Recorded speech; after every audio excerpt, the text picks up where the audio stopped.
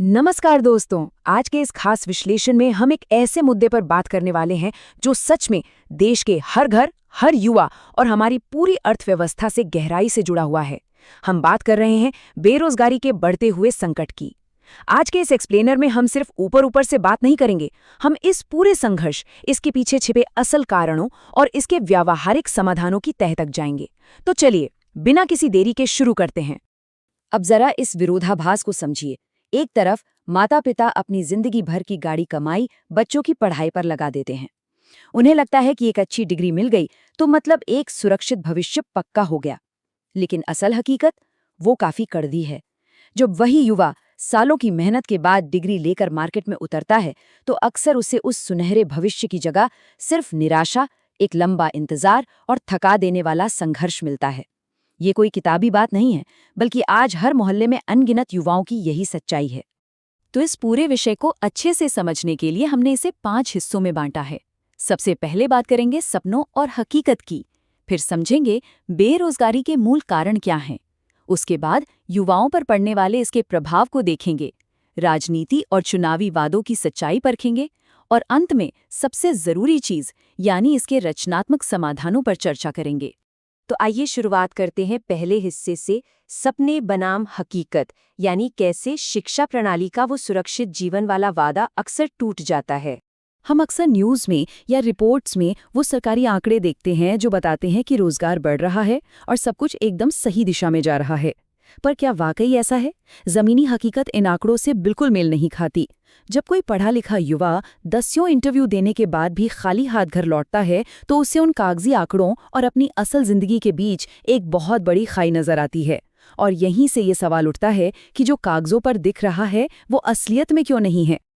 अब बढ़ते हैं दूसरे हिस्से की तरफ। आखिर इस संकट की जड़ क्या है? सिस्टम में वो कौन सी कमियां हैं जो इस बेरोजगारी को इतना बढ़ा रही हैं?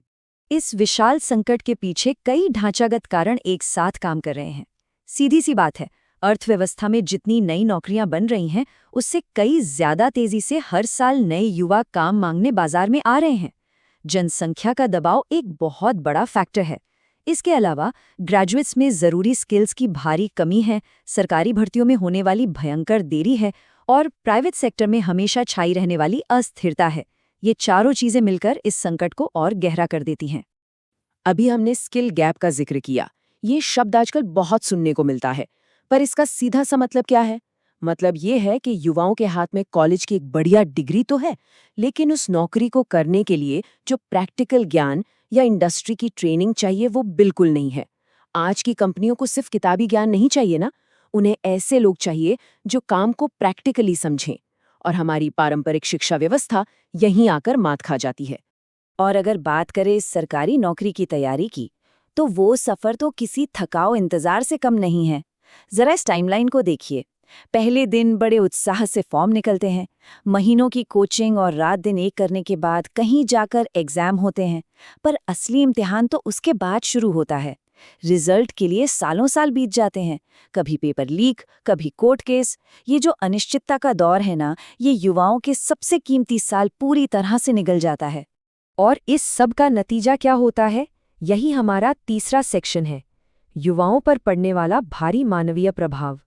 देखिए, बेरोजगारी सिर्फ पैसों की दिक्कत नहीं है। जब लगातार रिजेक्शन मिलता है तो इंसान का सेल्फ कॉन्फिडेंस पूरी तरह टूट जाता है।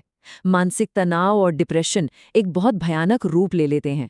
ऊपर से परिवार और समाज के तानों का भारी दबाव। एक होनहार इंसान अंदर ही अंदर घुटने लगता है। और सबसे डरावनी बात तो ये है कि इसी हताशा के चलते कई बार युवा भटक जाते हैं और गलत रास्तों की ओर मुड़ जाते हैं। इन सब स्थितियों को देखकर एक बहुत ही चुभने वाला सवाल जहन में आता है, क्या ये वही भारत है जिसका सपना हमने देखा था? ये सिर्फ एक लाइन नहीं है, ये एक पूरी पीढ़ी की हताशा और उनके टूटे हुए सपनों की आवाज़ है।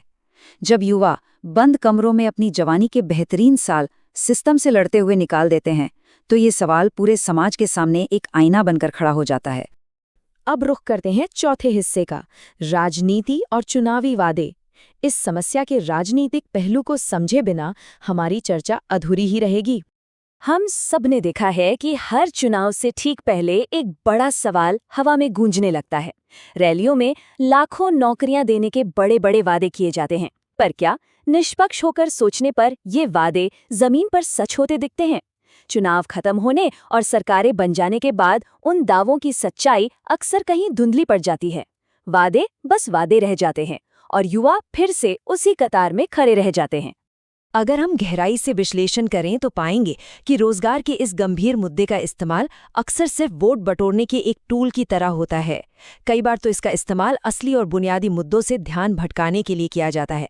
ये किसी एक दल की बात नहीं है, ये एक ऐसा सिस्टम बन चुका है जहां घोषणाओं और नतीजों के बीच एक बहुत बड़ी खाई है, और इसमें नुकसान सिर्फ उस युवा का होता है जो हर बार एक नई उम्मीद लगाकर बैठता है। खैर, सिर्फ कमियां निकालने से तो सिस्टम नहीं बदलेगा। इसलिए अब आते हैं आज के सबसे अहम और 5वें हिस्से पर, रचनात्मक समाधान। आगे का सही रास्ता क्या हो सकता है? इस जटिल समस्या को सुलझाने के लिए मुख्य रूप से 4 व्यावहारिक कदम उठाने होंगे। पहला, सिर्फ कागजी डिग्रियों की जगह टारगेटेड स्किल डेवलपमेंट पर फोकस करना होगा। दूसरा, छोटे व्यवसायों और स्टार्टअप्स को जमीनी स्तर पर बढ़ावा देना।